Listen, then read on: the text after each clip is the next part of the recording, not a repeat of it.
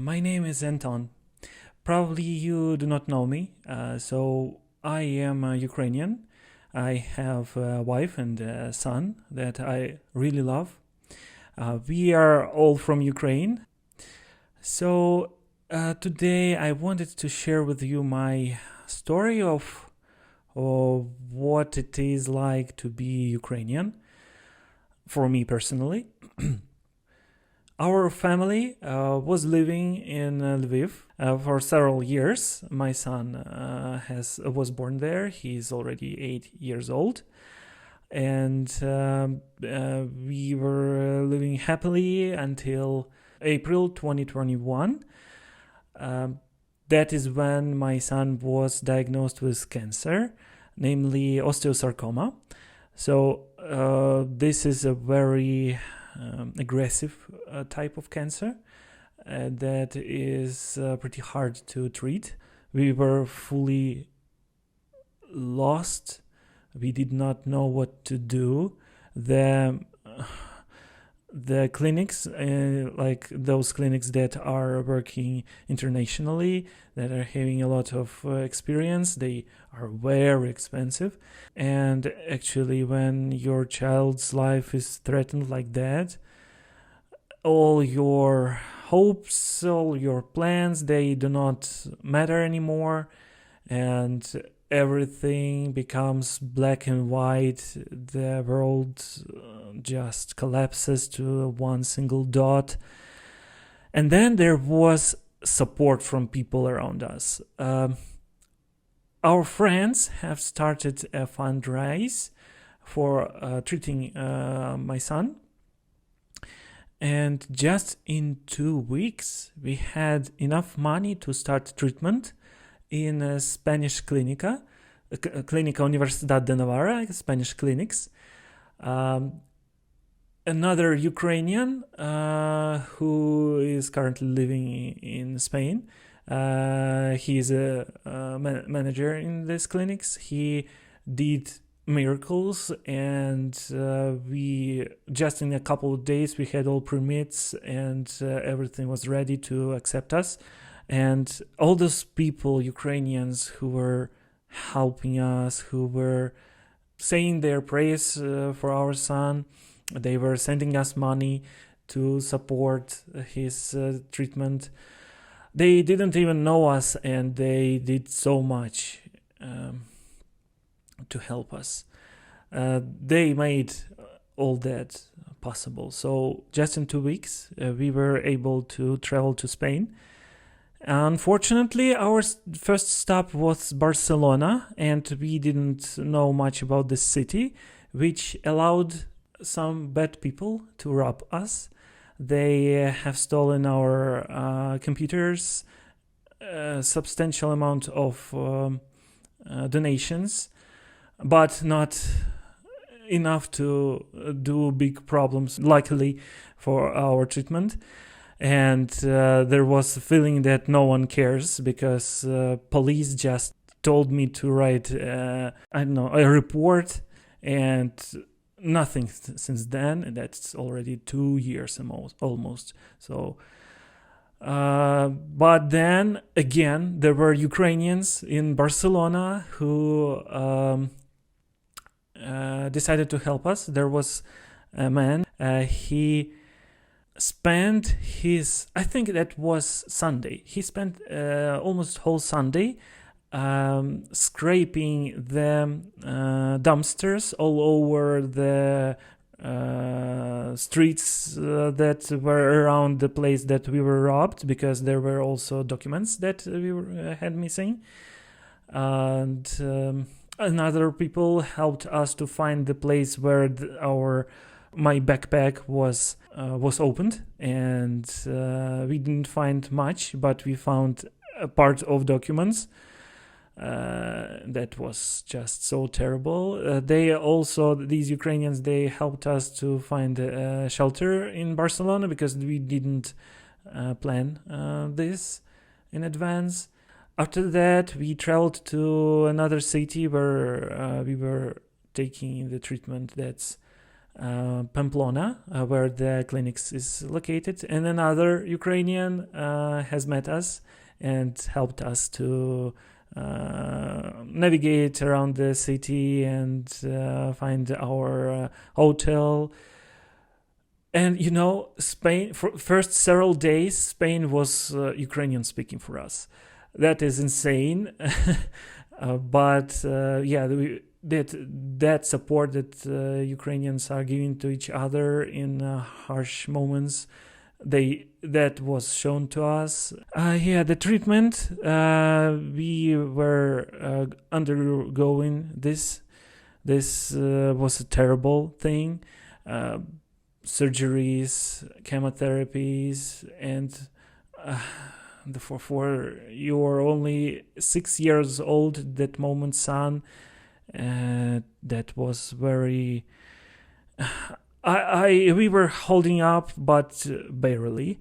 I will tell you one thing: if you think that you cannot help someone, you just can say that you are with this person, and that you really sincerely wish them luck, or that their dear one is going to recover, and this helps a lot. This is just support, but because when such things happen, you feel lonely, and when you say to another people that are in need that you're with them, even if you do not have money to support them or something, to do anything else, just these words, they will help a lot.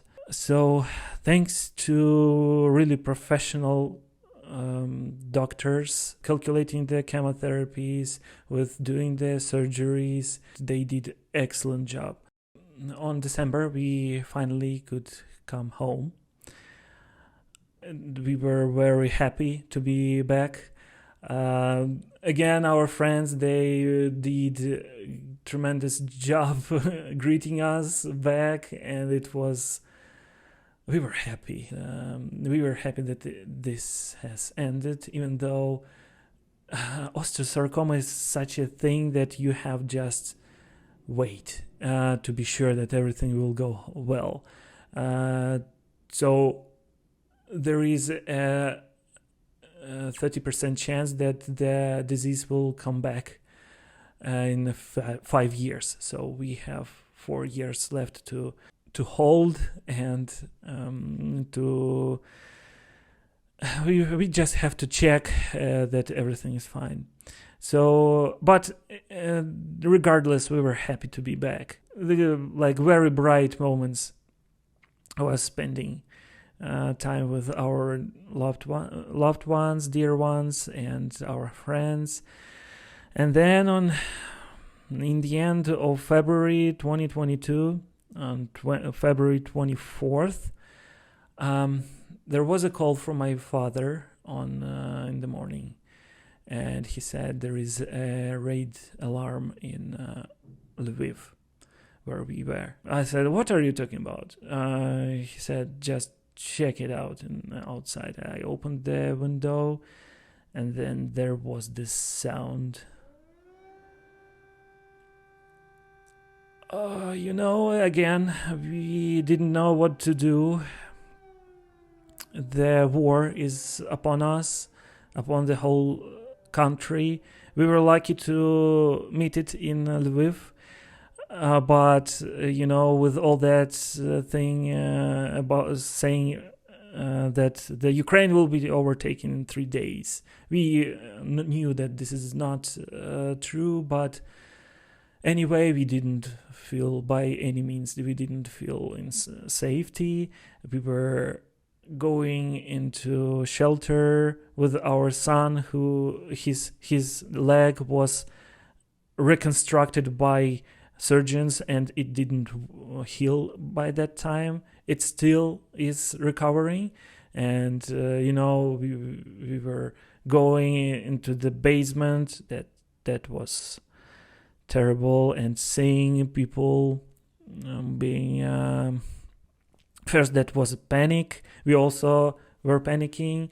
The country was on semi-lockdown, partially because of the panic, and people were overwhelming the border control, and there were many miles of queues of people trying to leave. We were not trying to leave first 2 weeks, but then we understood that there is something happening with our son's leg. I was allowed to leave Ukraine, as my son is having this disease, and come back to Spain. And Russian Federation, as it is called right now, but it was called different names. It is a merciless state. This is just the empire that says everything, and they cannot live without war somewhere. They cannot live without killing people. And when the war started, they were fine with that. Most of you Russians, they were just worried about if they will be able to cash their bank accounts. They were a bit worried when their boutiques started closing, the shops, but they're pretty fine, actually. We were a lot of Ukrainians were pro-Russian, not too much, thankfully. And for a lot of people, it was a shock. Sincerely, for me as well. Seeing all those terrible things that Russian soldier can do. And they blame Putin about this, but this is nothing to do with Putin. Putin is doing what he has to do. What people are expecting from him. And even, I know that's authoritarian state and they will do whatever he says, but he cannot stop this war now. And because of internal things that require him to continue this war. This is not about him. This is about people that support this war. This is about people who mobilize without saying anything. They're not saying about stop the freaking war, stop the genocide of Ukrainians. They say we should have been prepared, our soldiers, better. I don't know if you even can call them soldiers. They're just terrorists. That's what they are. And Ukrainian spirit of support has shown again what it takes to be a Ukrainian. A lot of people started collecting funds and buying equipment, humanitarian aid.